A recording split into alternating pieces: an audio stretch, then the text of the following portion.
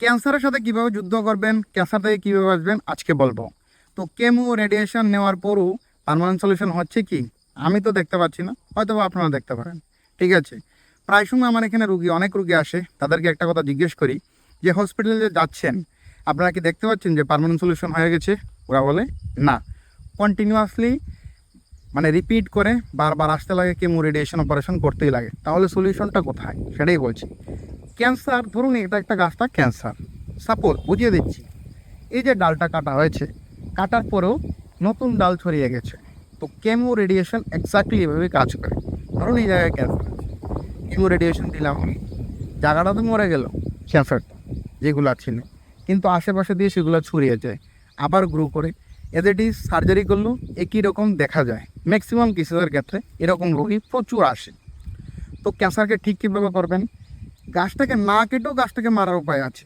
মানে ক্যান্সারকে কেমো, যারা America, Canada, Germany, Italy, London এইসব জায়গায় থাকেন, তাদের একটা ইনকোয়ারি থাকে যে প্যাকেজ নিলে কি সব কিছু পাওয়া যাবে ওই জায়গায়। তো কথাটা হচ্ছে, আমার প্যাকেজগুলো আমি এইভাবেই বানিয়ে দিই যাতে আপনারা ঘরে বসেই সব কিছু করতে পারেন, তার জন্য কোনো চিন্তা করতে হবে না।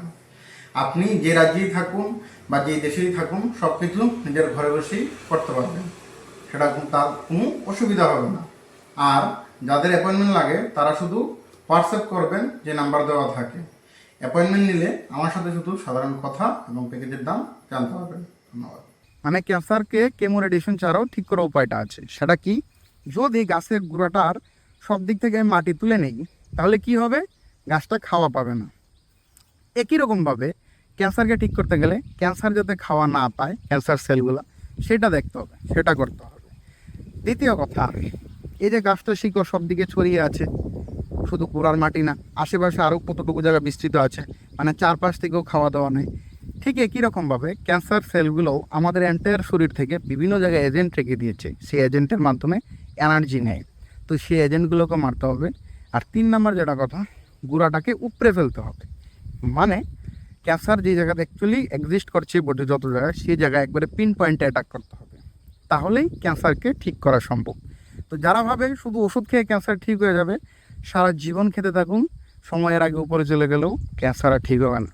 ক্যান্সারকে ঠিক করতে গেলে সবগুলো মেথড অ্যাপ্লাই করতে হবে। পার্সোনালি আমি ক্যান্সার হলে আগে বডির পয়েন্টগুলো, সিগন্যালগুলোকে এমনভাবে একটা ব্যালেন্স করি যাতে প্রত্যেকটা প্রসেস যেভাবে বলেছি সেইভাবে হয়, ক্যান্সার সেল আর গ্রোথ না করতে পারে।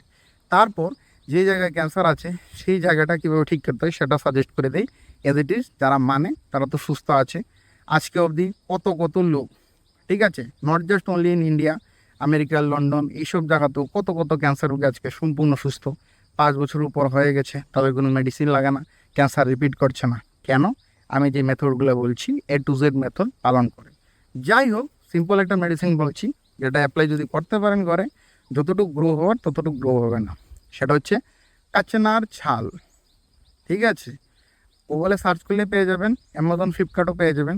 গাছটা দেখে নিন, সেই গাছের ছাল 10 গ্রাম, তার সাথে আপামার গাছ, আপামার পঞ্চাং, অ্যামাজন, ফ্লিপকার্ট এইসব জায়গায় লিখলেই উঠে যাবে, তাও 10 গ্রাম। পঞ্চাং মানে পাতা, ডাল, শিকড়, ছাল সবগুলো মিলিয়ে পঞ্চাং হয়, সবটা আস্ত, অনলাইনে পাওয়া যায়, সেটা 10 গ্রাম।